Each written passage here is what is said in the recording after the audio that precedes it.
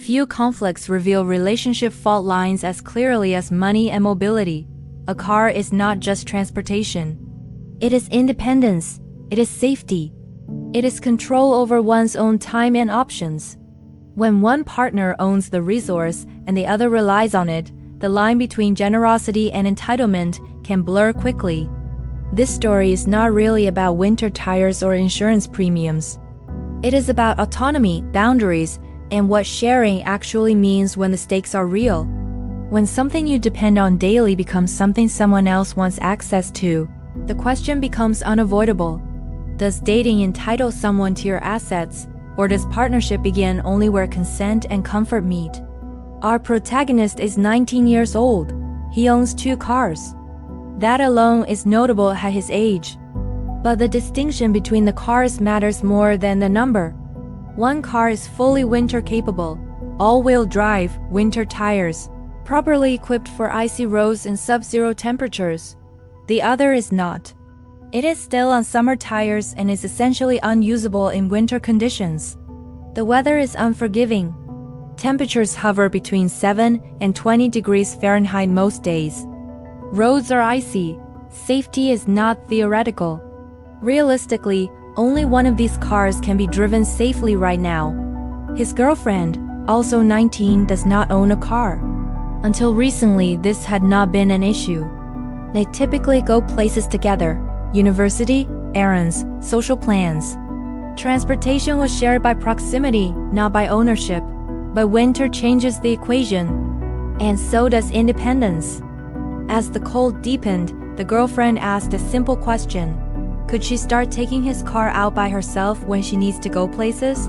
The logic was understandable. Walking in freezing temperatures is miserable.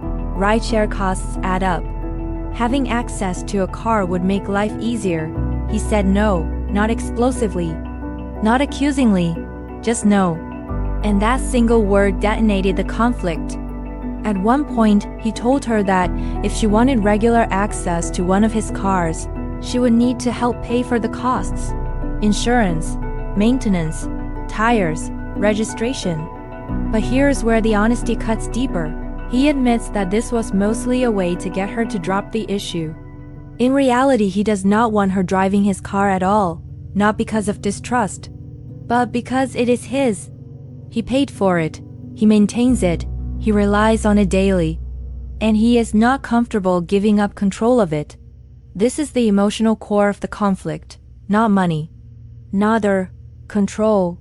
He offered an alternative. If she needed to go somewhere on her own, she could use Uber or another rideshare service. From his perspective, this was practical. From hers, it felt dismissive. She did not hear a solution. She heard a shutdown. She heard that her inconvenience was not his problem. She accused him of being unfair, of being selfish, of failing to act like a partner. She argued that they are dating, that she needs transportation in the cold, and that his refusal shows a lack of care. And suddenly, what began as a logistical boundary became a referendum on the relationship itself. This case forces us to confront an uncomfortable truth. Dating does not dissolve ownership. A relationship does not automatically convert mine into ours, especially at 19, especially without shared finances, especially without shared legal responsibility. A car is not a casual item. It is expensive. It is insurable. It is depreciating. It is a liability. If something happens to it, the owner bears the consequences, not the borrower. When only one safe car exists, access becomes zero-sum. If she has it, he does not. This is not theoretical selfishness. It is practical dependency. From her side, the situation feels different. She is not asking for ownership.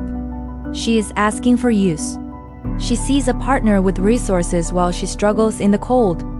She likely interprets his refusal as emotional distance rather than logistical necessity. When he suggests Uber, she hears, "Your problem isn't worth my inconvenience." That sting is real. Emotional needs are not always logical, but they are still valid. The problem is that emotional need does not automatically override practical risk. At the heart of his refusal is a fear he may not even articulate clearly. What if something happens while she has the car? What if he needs to go somewhere urgently? What if weather worsens? What if plans change? When you rely on a single tool for safety and mobility, surrendering it, even temporarily, feels like exposure. This is not control for control's sake. It is self-preservation. This relationship contains a resource imbalance. He owns transportation. She does not. When one partner controls access to something essential, any boundary can feel like oppression to the other, even when it is reasonable. But the solution to imbalance is not forced sharing, it is autonomy, her own car, her own plan, her own independence. Expecting access to someone else's asset because you lack one does not create equality, it creates dependency. So we must ask, is he selfish for refusing, or is he simply maintaining boundaries around his property and safety? Selfishness implies unnecessary withholding. But here, the withholding protects his ability to function. Without the car, he is immobile. Without access, he is vulnerable to circumstance. Generosity is admirable. Obligation is not. Some will argue that relationships require sacrifice, and that refusing to help in winter is cold in more ways than one. Others will say that lending a car is a serious risk and not something owed. Some will believe he should have been more honest up front instead of offering the pay-half deflection. Others will see that deflection as a soft boundary attempt. And some will recognize this as a fundamental incompatibility around expectations. A relationship does not begin where independence ends. In fact, the healthiest partnerships are built between two people who can stand on their own. Transportation, like finances, is a fault line not because it is trivial, but because it is essential. This conflict is not about winter.